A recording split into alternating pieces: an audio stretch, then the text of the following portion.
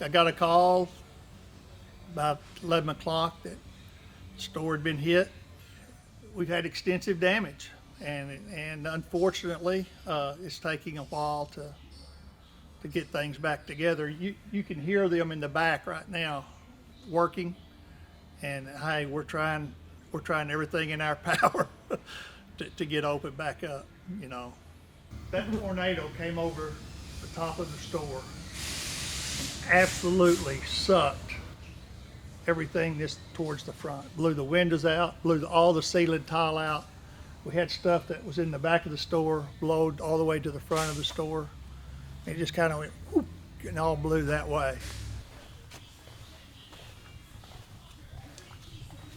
So I've talked to a bunch of people from Melbourne that's coming to the concert. Oh yeah, absolutely. And, Yeah, there's already people like all the melon growers and stuff that say, well, we've had people from all different states and stuff showing up. I mean, it's, yeah.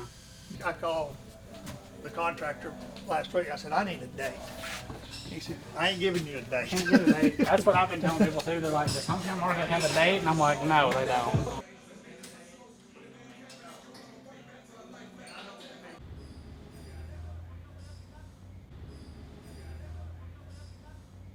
Obviously, we're thrilled that you're sticking with us. That was the one thing. Like as soon as the tornado, they're like, is hometown market going to rebuild? And of course, how rumors and things get started, and people were calling. They were literally, some of them upset, sad that they thought they had heard that maybe hometown market was going away. And I'm like, nope, I have talked to Mr. Miller, and they're sticking with us, and so we do obviously really appreciate that. Because when you have one grocery store, like you have learned, Yeah. it is super critical.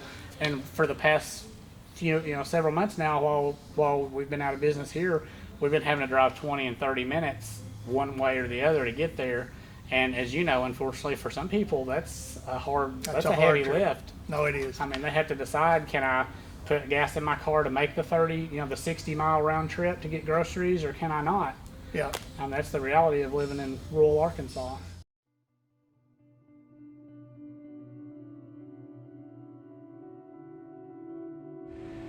I think when you're in the preparedness business, shocking is not the right term, but it was a little shocking just because we hadn't went through that type of scenario before.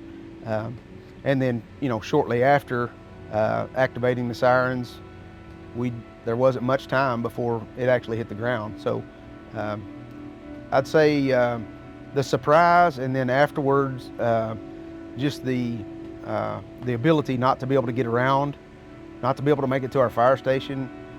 Luckily, we didn't lose our radio communication, so all of our guys still had communication.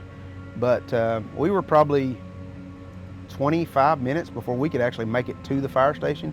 So that initial work we done was by hands and by people of the community helping us.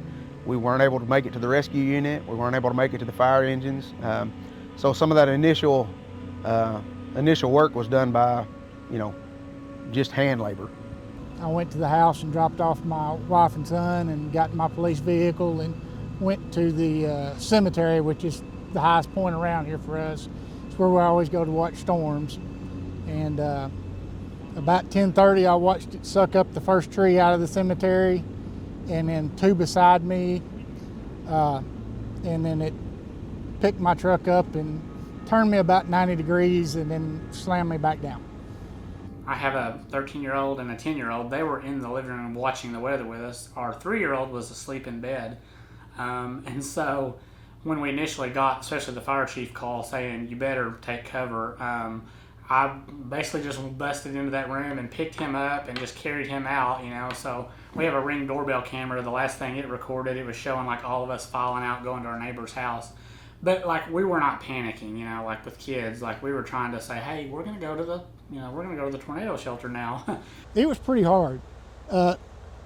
Didn't really take in the whole scope of the damage till about 6:30 that morning, the first time I saw it in daylight, and it was rough.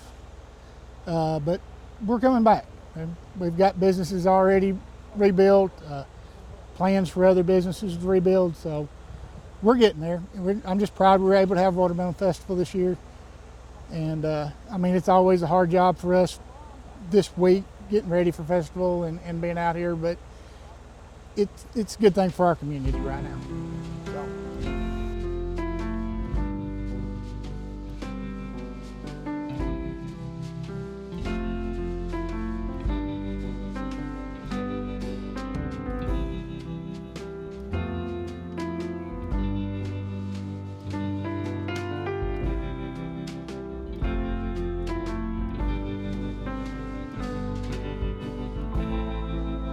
Today is a big day. We started the day off with our fishing derby, and later we'll have our food truck wars, and yeah, it's a really special weekend. It was a few weeks after cleanup. We said the park doesn't seem to have that much damage, so we're gonna do this watermelon festival. And we started rallying all these sponsors just like we were before the tornado, and we really have some really good community support from our sponsors. We have had so many people come into town for not just for the cleanup, but to support the festival. So we're really excited to have this festival after such a bad storm. We're calling it the Cave City Comeback. And during the tornado cleanup, it was Cave City Strong, but now we're ready for that comeback.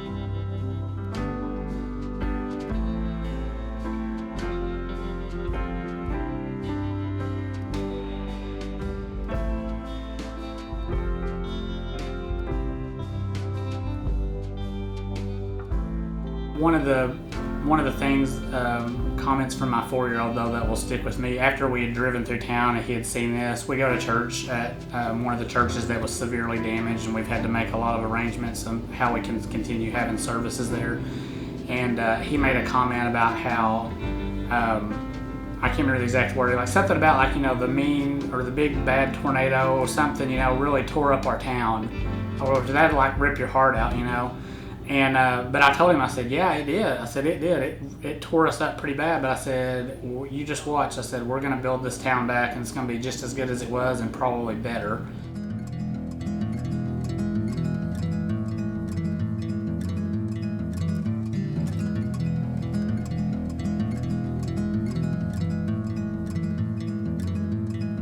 Unbelievable how the community tried to help. I don't know how many people stopped by the store and said, what could we, you know, we had glass everywhere. The front end of the store was pretty much gone. And unbelievable at the community. And then they started bringing food and water, and, you know, and it was amazing. And that's why this community is going to be okay.